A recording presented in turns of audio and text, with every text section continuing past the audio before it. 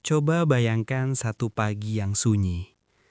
Kabut masih menggantung di atas sawah. Tanah masih basah oleh embun malam. Dan seorang petani berdiri diam, bukan karena lelah tubuh, tetapi karena lelah pikiran. Dia sudah bekerja sejak matahari belum terbit. Sudah terbiasa dengan panas, hujan dan lumpur. Tapi ada satu hal yang tidak pernah dia pelajari sejak awal. Cara berpikir saat keadaan tidak berpihak. Hari ini, harga panen jatuh. Besok pupuk naik. Lusa cuaca berubah tanpa tanda. Dan di kepalanya hanya ada satu pertanyaan. Kalau begini terus, sampai kapan saya bisa bertahan? Banyak petani tidak runtuh di sawah. Mereka runtuh di dalam pikiran sendiri. Karena ketika pikiran mulai sempit, keputusan pun ikut menyempit. Video ini tidak akan mengajari Anda cara menanam lebih cepat, cara panen lebih banyak. Tapi video ini akan mengajak Anda melihat satu hal yang lebih penting. Kenapa di krisis yang sama, ada petani yang tetap hidup tenang dan ada yang perlahan tenggelam? Jawabannya bukan di tanah, bukan di cuaca, bukan di nasib. Jawabannya ada di cara berpikir sebelum mengambil keputusan. Mari kita bicara jujur. Petani adalah salah satu pekerjaan paling berat, namun sering paling sedikit dihargai. Bekerja mengikuti alam, namun hidup tergantung pada pasar. Hari ini panen bagus, besok harga jatuh, dan semua jerih payah terasa seperti sia-sia. Yang jarang dibicarakan adalah ini. Tekanan mental petani jauh lebih berat daripada fisiknya. Bangun pagi dengan harapan, pulang sore dengan kecemasan. Di rumah, anak butuh makan, istri butuh kepastian, tagihan menunggu. Di sawah, hama datang, hujan tidak menentu, biaya terus naik. Akhirnya petani terjebak di tengah. Bekerja keras, tapi selalu merasa kurang. Dan disinilah masalah besar dimulai. Saat tekanan menumpuk, petani mulai membuat keputusan bukan dari kesadaran, tetapi dari keputusasaan. Yang penting tanam dulu, yang penting berani, nanti juga ada jalan. Padahal, banyak petani jatuh bukan karena tidak bekerja keras, melainkan karena tidak pernah diajarkan cara berpikir jernih saat terdesak. Ada satu kesalahan besar yang diwariskan turun-temurun, menganggap nekat sebagai keberanian. Saat krisis datang, petani sering berkata, "Kalau tidak berani, kita mati." Padahal yang sering terjadi justru sebaliknya. Karena terlalu berani tanpa hitungan, kita mati pelan-pelan. Mari kita lihat pola pikir yang sering dianggap wajar. Utang dianggap solusi. Yang penting bisa tanam dulu, tanpa bertanya. Kalau gagal, siapa yang menanggung? Mengulang cara lama di kondisi baru. Dulu berhasil, sekarang dipaksakan. Padahal cuaca, pasar, dan biaya sudah berubah. Takut berhenti, takut menunda. Karena berhenti dianggap kalah. Padahal, menunda kadang adalah bentuk kecerdasan. Kesalahan ini tidak terasa salah di awal, karena semua orang melakukannya. Tapi justru karena semua orang melakukannya, banyak yang jatuh bersamaan. Petani yang selamat adalah mereka yang berani bertanya, apakah cara lama masih masuk akal hari ini? Dan pertanyaan sederhana ini sering menjadi pembeda antara bertahan dan bangkrut. Ada satu musuh yang tidak terlihat di sawah. Tidak bisa disentuh, tidak bisa diusir dengan pestisida. Tapi justru paling sering menghancurkan hidup petani. Musuh itu bernama emosi. Bukan hama, bukan cuaca, bukan tengkulak. Emosi. Saat krisis datang, emosi berbicara lebih dulu daripada logika. Takut, cemas, malu, gengsi. Dan saat emosi mengambil alih, pikiran berhenti bekerja dengan jernih. Bayangkan seorang petani yang baru saja mendengar kabar. Harga panen turun drastis. Di dadanya muncul sesak. Di kepalanya muncul satu suara. Kalau gagal lagi, saya habis. Suara ini tidak berteriak, tapi berbisik pelan. Dan justru itulah yang berbahaya. Karena dari bisikan itulah lahir keputusan. Menanam lebih banyak dari kemampuan. Meminjam lebih besar dari yang bisa ditanggung. Mengabaikan resiko yang sebenarnya sudah jelas. Semua dilakukan bukan karena yakin, tapi karena takut terlihat kalah. Emosi sering menyamar sebagai logika. Ketakutan menyamar sebagai keberanian. Kepanikan menyamar sebagai keputusan cepat. Gengsi menyamar sebagai tanggung jawab. Dan yang paling licik, emosi membuat keputusan salah terasa benar di saat itu. Petani berkata, "Kalau saya tidak nekat, keluarga saya makan apa?" Padahal pertanyaan yang jarang diajukan adalah, kalau saya nekat dan gagal, apa yang terjadi besok? Petani cerdas memahami satu prinsip penting. Emosi boleh hadir, tapi tidak boleh memimpin. Dia tahu bahwa panik mempersempit pandangan, takut mematikan perhitungan, gengsi menutup pintu logika. Karena itu, saat tekanan datang, dia melakukan hal yang tidak populer. Berhenti sejenak. Bukan menyerah, bukan malas, tapi memberi ruang bagi pikiran untuk bekerja kembali. Mari kita lihat dua reaksi berbeda saat krisis. Petani pertama berkata, "Semua orang tanam, masa saya tidak?" Petani kedua bertanya, "Apa yang sebenarnya sedang terjadi?" Yang pertama mengikuti arus emosi. Yang kedua membaca tanda-tanda. Dan dalam dunia pertanian, yang membaca tanda-tanda biasanya bertahan lebih lama. Ada satu kebiasaan kecil yang membedakan petani sadar. Dia tidak langsung bertindak saat emosinya tinggi. Dia tidur dulu sebelum memutuskan. Menghitung ulang di pagi hari. Bertanya pada orang yang lebih tenang. Karena dia tahu, keputusan besar yang diambil saat emosi memuncak sering menjadi penyesalan panjang. Dan disinilah titik balik penting bab ini. Petani yang selamat bukan yang tidak punya emosi, bukan yang kebal terhadap tekanan, tapi yang mengenali emosinya sendiri.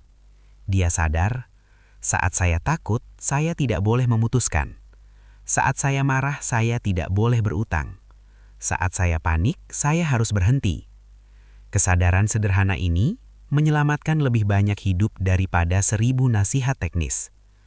Karena dalam krisis, yang kita lawan bukan hanya keadaan, tapi diri kita sendiri.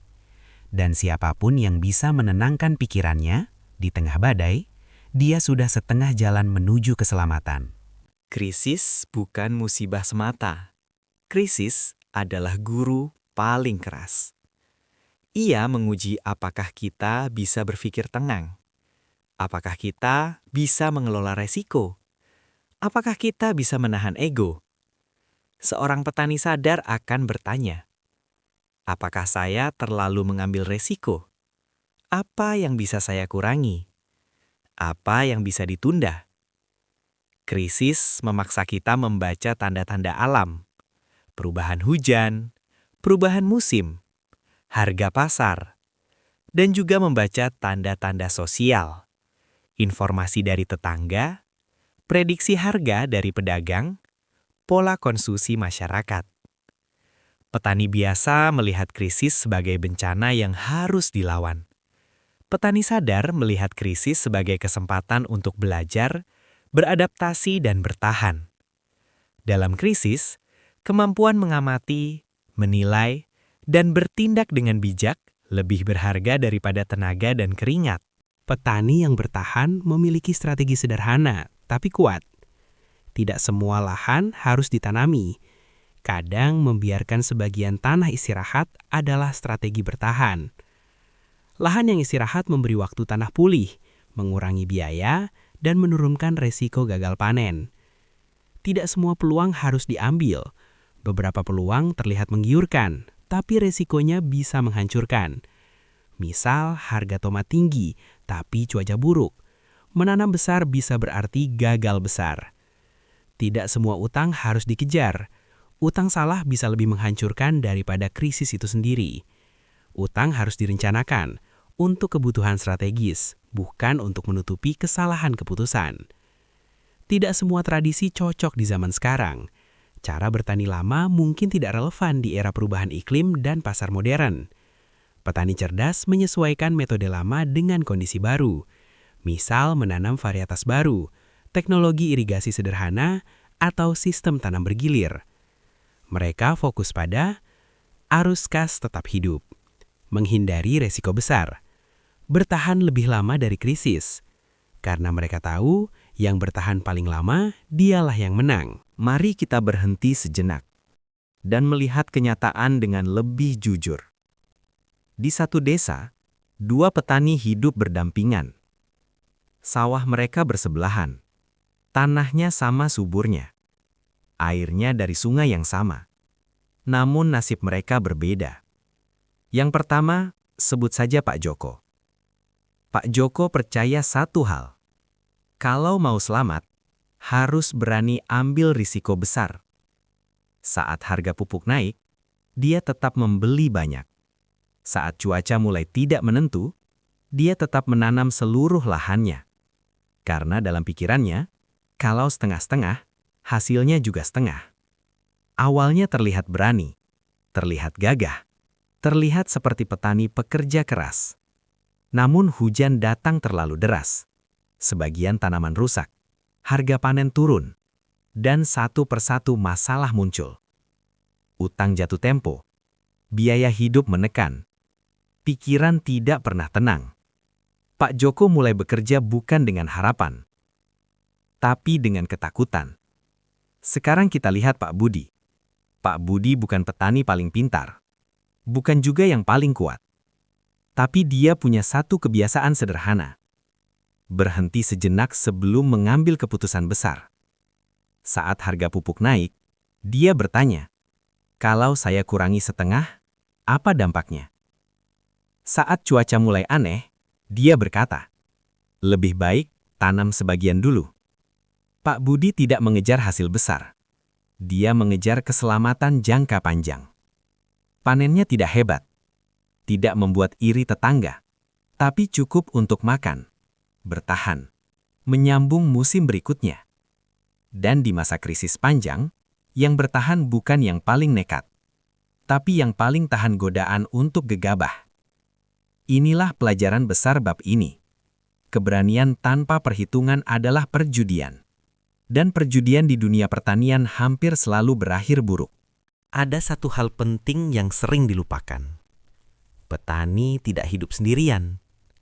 Ada istri, ada anak, ada keluarga yang ikut menanggung dampak setiap keputusan. Namun seringkali, keputusan justru diambil demi ego. Ego untuk terlihat kuat, ego untuk tidak mau terlihat kalah, ego untuk mempertahankan gengsi di depan tetangga. Padahal krisis tidak peduli gengsi. Krisis hanya bertanya satu hal. Apakah keputusanmu masuk akal? Banyak keluarga petani hancur bukan karena kekurangan hasil panen, tetapi karena tidak ada komunikasi dan kesadaran bersama.